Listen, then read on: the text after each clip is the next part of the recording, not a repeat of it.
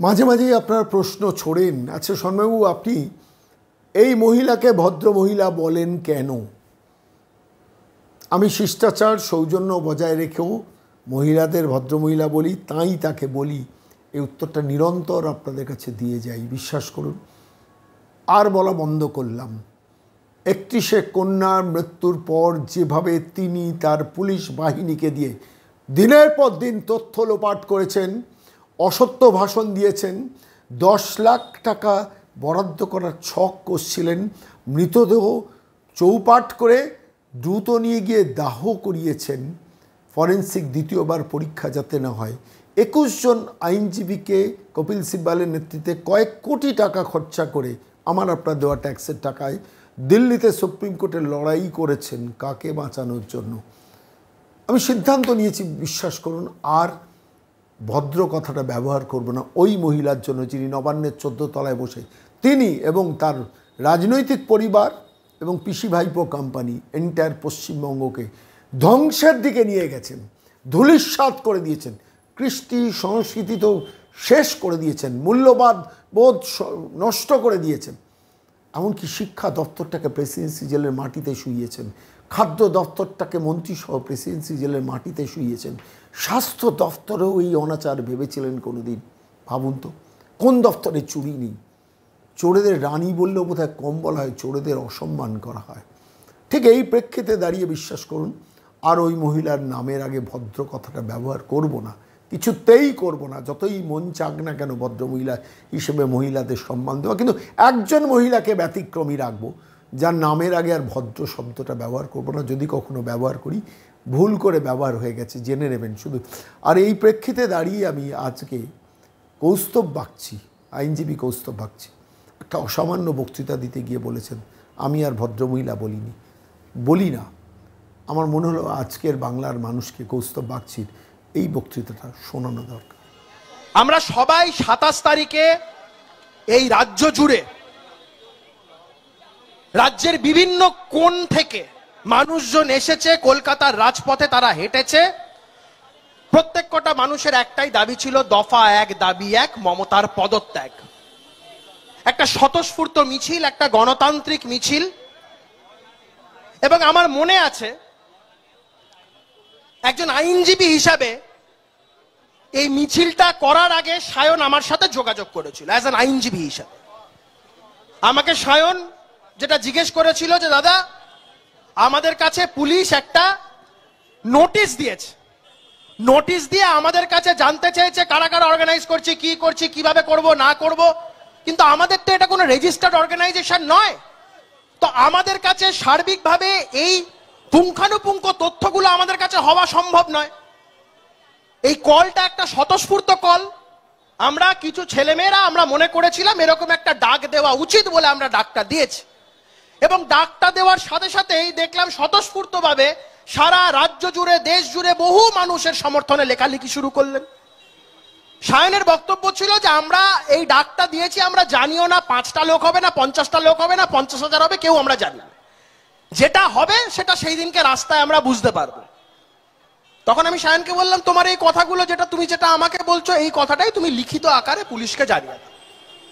গতকাল যখন হাইকোর্টে মামলা হয়েছে আপনারা দেখবেন, এই অর্ডারটায় দেখবেন সেখানে স্পষ্টত একটা জিনিস লেখা আছে। এবং সায়ন আমাকে একটা কথা বলছিল যে দাদা এরকম খবর পাচ্ছি যে তৃণমূল বিভিন্ন জায়গা থেকে লোক এনে ঢুকিয়ে মিছিলটাকে বানচাল করার চেষ্টা করবে, এমন একটা ভয়ঙ্কর সিচুয়েশন তৈরি করার চেষ্টা করবে যাতে এই আন্দোলনটা বানচাল হয়, এই আরজি করের এই আন্দোলনটা সম্পূর্ণভাবে বানচাল হয়। এবং সায়ন এই কথাটা চিঠিটাতে লিখেছিল। খুব ইম্পর্টেন্ট, আমি আপনাদের বলছি। হাইকোর্ট কালকে যখন অর্ডার পাস করে, জাস্টিস অমৃতা সিনহা স্পষ্টত কিছু কথা বলেছে যেটা খুব উল্লেখযোগ্য।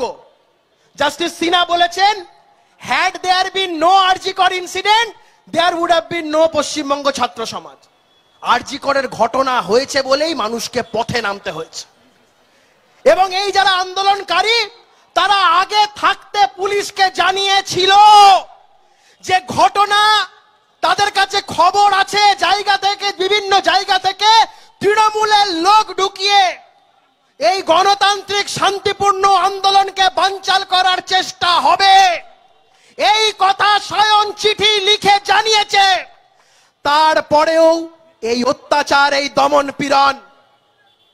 হাইকোর্ট অর্ডারে স্পষ্ট করে বলেছে, পুলিশের কাছে যখন আগে ভাগে খবর ছিল, পুলিশ তো রেগুলেটরি পাওয়ার এক্সারসাইজ করতে পারত। পুলিশ তো সেই খবর পাওয়ার পরে এই ধরনের কোনো ঘটনা যাতে না ঘটে সেই ক্ষেত্রে প্রিভেন্টিভ মেজার নিতে পারত। পুলিশ সেগুলো কিছু করেনি। আমি আপনাদের মঞ্চ থেকে দাঁড়িয়ে বলে যেতে চাই, ওই মহিলা, আমি ভদ্র মহিলা বলবো না, রানীও বলবো না, ওই ডাইনি এই রাজ্যের যিনি ফোঁস করতে বলেছেন তিনি আর তার ভাইপো এই সমস্ত গুন্ডা মস্তানদের ওই মিছিলে ঢুকিয়ে সমস্ত অশান্তি পাকিয়েছে। তারা এরা গুন্ডা মস্তান যারা আন্দোলন করতে গেছিল সেদিনকে। এই সাধারণ বাড়ির ছেলেমেয়েরা, রাজনৈতিক ভাবে এর কোনো প্রেক্ষাপট নেই, কোন রাজনৈতিক দলের ডাকা না, একটা সাধারণ পশ্চিমবঙ্গের বেশ কিছু ছাত্র যুবরা এটা ডাক দিলেন। সেই ডাকে সাড়া দিয়ে সমস্ত বয়স, সমস্ত জাত ধর্মের মানুষজন সমস্ত কিছু উপেক্ষা করে মিছিলে যোগদান দিলেন। তাদের কাছে না আছে লাঠি, না আছে সোটা, না আছে বোম, না আছে পিস্তল। সেই গণতান্ত্রিক আন্দোলনের উপর কত বড় বোকার মতন কাজ দেখুন। যদি বিজেপির লোকেরা এই জিনিস করতো, আমি taking it at it's face value বলছি, আরপিএফ এর লোকেদের মেরে মাথা ফাটিয়ে দিয়েছে, একটা ট্যাক্সি ভাঙচুর করেছে, আরপিএফ এর লোককে কেন মারবে? এই প্রশ্নগুলো ওঠা উচিত। আমি আবার বলছি, ওই ডাইনির চক্রান্ত এই আন্দোলনকে ধ্বংস করার জন্য। আমার এই কথা নিয়ে যদি কারোর আপত্তি থেকে থাকে, আমার তাতে কাঁচকলা। আমি আবারও বলছি, এই আন্দোলন সম্পূর্ণভাবে বানচাল করার জন্য এই হিংসাত্মক ঘটনাগুলো ঘটানো হয়েছে। জায়গায় জায়গায় পুলিশকে মারা হয়েছে, আরপিএফ কে মারা হয়েছে এই আন্দোলনকে কালিমালিপ্ত করার জন্য। আর জায়গা জায়গা থেকে আমাদের কর্মী সমর্থকদের বাড়ি থেকে তুলে আনা হচ্ছে। একজন এমন তুলে এনেছেন যার 4 দিন আগে বিয়ে হয়েছে, এমন লোকজনকে তুলে এনেছেন যাদের বাড়ির বাবা মা মৃত্যু শয্যায় আছে, এমন লোকজনকে বাড়ি থেকে তুলে এনেছেন যাদের বাড়ি ভ্যান চালায়, রিক্সা চালায়, রোজগার করার রাস্তাটুকুন পর্যন্ত তাদের কাছে নেই। কিন্তু এই ঘটনাগুলো আমাদেরকে আরো মজবুত করছে।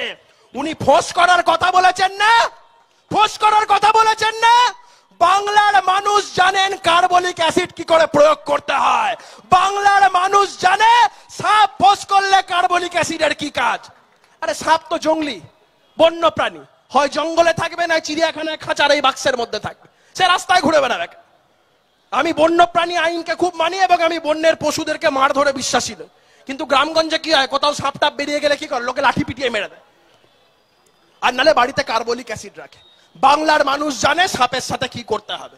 আমি আপনাদের আবারও বলছি, কালকে অনারেবল হাইকোর্ট মামলাটির যে অর্ডার দিয়েছেন, প্রত্যেকটা ছত্রে ছত্রে রাজ্য সরকারের তীব্র ভৎসনা করেছে। এবং আমি আপনাদের বলছি, লিখে রাখুন আমার কথা, আইন কানুন এখনো এই দেশে আছে।